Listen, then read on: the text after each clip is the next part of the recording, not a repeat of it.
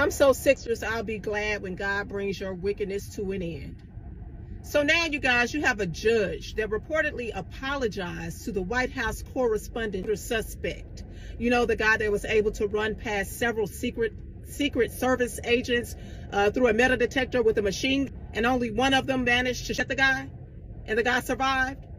Yeah, at this point, I'm beginning to think that the Secret Service agents, some of them may be complicit, because of, you know, when I think back to what happened during the Butler, Pennsylvania attempt, the Secret Service came under heavy scrutiny after how they handled that situation with our president. So much so that the head of the Secret Service had to step down at that time.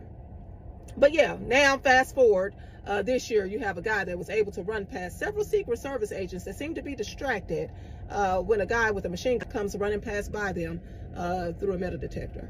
At any rate, the judge is stating that he's concerned about the show is reportedly suicidal. He's in a cell that doesn't have any windows, and the judge want to make sure that he gets his rights and that he, you know, is kept alive. Why? So y'all can try to use him again in the future? Yeah, it's just not making any sense, you guys. And I read a comment where somebody said, for a party that sure do, how the left is always talking about reforming gun laws, they sure do, you know, like them, you know, in these certain events. They like to use them in these certain events. And then I read another comment where somebody said, well, communists actually don't like in your hands, but they like them for themselves. Yeah, so it makes sense with the Democrat Party. But you guys, the midterms are coming up. These people are getting desperate as hell. They do not want President Trump to complete his 4 years. So if you are a believer, we not only need to pray, but we need to start fasting against these demons so that we can really... Yes, I posted this few hours ago. If you take a look at this, Obama-linked George that is now facing mass calls to be removed from the bench after he apologized to Colin Allen, who tried to take away the president's life. The judge is feeling bad for his well-being. Farouk was appointed by Hostin appointee. Imagine that a federal judge apologized to the main accuser of attempting to stand the president today for the being treated by jail officials since his arrest. Farouk handled some of the J6 cases and said about Allen, quote, he is being treated differently than anyone I have ever observed. He's taking the situation comparing to J6. You know, this is actually frightening when you see judges doing this. I don't want to talk much. Take a look at these videos. Guys, right now, federal judges are out of control. Check out this right here. Cole Allen, the guy that just detried President Trump and his entire cabinet at the White House Correspondents Dinner, and he shot a Secret Service agent in the chest. We now have a federal judge who's apologizing to him. Our country's suffering right now because we have these rogue, radical, liberal judges who have compassion for the criminal, but not the victim. I served as a Navy SEAL, and as a law enforcement officer, I hunt, so I know what evil looks like, and I know that criminals like this should be treated harshly, not apologized to. I have zero compassion for liberal judges who live in their gated communities while they release criminals into our neighborhoods. Compassion belongs to the victims, not the criminals. Our country will no longer be held hostage by these left-wing radicals. Why that possibly was. Mike? Yeah, Sandra, good afternoon to you. Judge Zia Faraqui apologized to suspect Cole Allen for the treatment he's received so far while he's been behind bars. He's been put on watch by the Department of Corrections, and the judge was asking why. An attorney for the government said that he was put on suicide watch because he told FBI agents the night of the White House Correspondents Dinner attack that he didn't expect to survive, and his language suggested that he really was not expecting to survive his trip to Washington, D.C. and the ultimate incident where he allegedly showed up with President Trump. He's been charged with that crime, but the judge very concerned about his constitutional rights, saying the defendant has requested a Bible, has requested meetings with his legal team, and that has not been allowed. He's been put in restrictive 24-hour lockup with no windows in a padded room without an opportunity to get out for recreation. And so the judge making it clear to the Department of Corrections that he wants answers by tomorrow morning about exactly what the housing determination will be made for the suspect in this case, out of grave concern about his constitutional rights, and that apology issued near the end of the hearing. And so quite a moment just moments ago in federal court. Bottom line, the Department of Corrections said they wanted to make sure that he survived, that this is a high-profile case, and all involved acknowledged it is a high-profile case. But again, the judge concerned about the treatment he's gotten since he was arrested after the White House correspondent. Federal prosecutor Jonathan Fahey. John, let's start with a quick fact check on the judge here.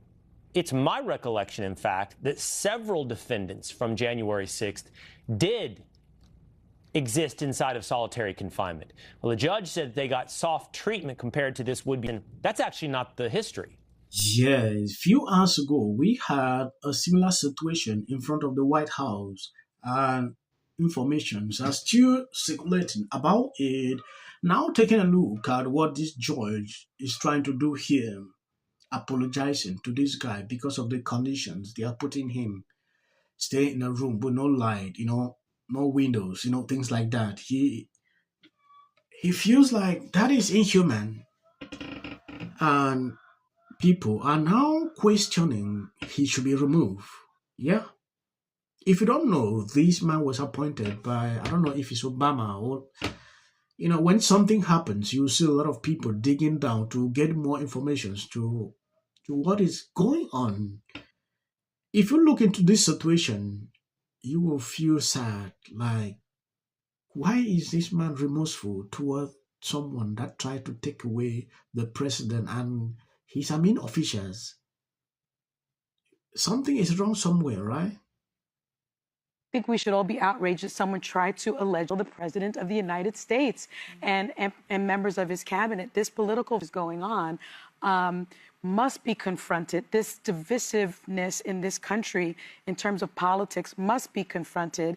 And what we also must confront is that our country is a country that has more than people, more personal than people. So if we are not going to do something about the proliferation of and about the lack of control in this country, then we must do something to protect. Take a look at what these people are doing. They are now advocating for G control. This is exactly what Kathleen DeView is doing here. And if you take a look at this, is exactly what Democrats have been advocating for a very long time. Okay, DeView spew this kind of realities every single time, to get people to maybe act differently. These are the same people that are coming out to say, struggle to talk again, talk.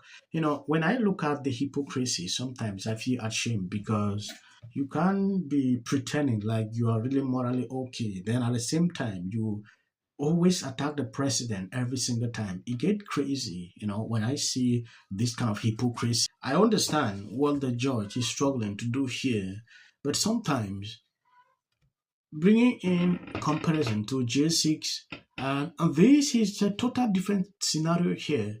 I don't want to go into justification about everything, but I'm just saying what he's trying to do, not to be okay. As I told many of you on Friday afternoon, I thought that would be my last time taking your questions until after my maternity leave.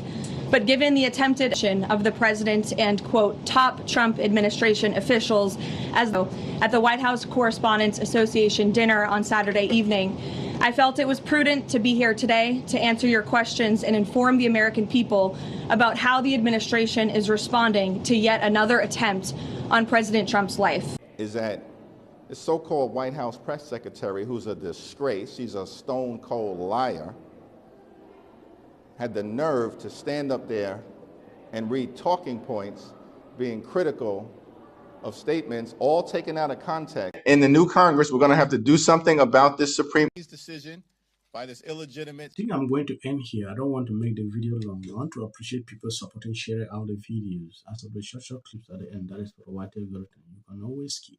And his family. MAGA extremists have said freedom of the press. Someone should get to the bottom of that. Inaugural Burger King. Eric Holder on that. Not that many. Our democracy. But right now, they are under threat. The process of political gerrymandering, I think, is damaging to Congress. Gerrymandering means citizens' voice in the Commonwealth. But for our gerrymandering and ensure that in the midterms, and we're counting on you. It'll be funny, it'll be entertaining. World than they have right now. Everybody in that room, as was noted by the press secretary, has his cell phone number, and lo and behold, he answers their call. No. But, you know, the president traditionally, I mean, this is why Trump, a lot of people say this is why he ran for president. Obama just tore him a new asshole from the podium, and now he's going to get a chance. Security officers, some of them climbing over. At the correspondents. America great again, and you've made the win in yesterday's redistricting. It's going to lose their congressional representation. How do you think? Until the First Lady brought them back with her surprise statement last week. How does this benefit? I'm an actor. I'm an actor. Creative content. Why are you not looking forward to the White House fight? Well, it's kind of a gimmick. I have 300.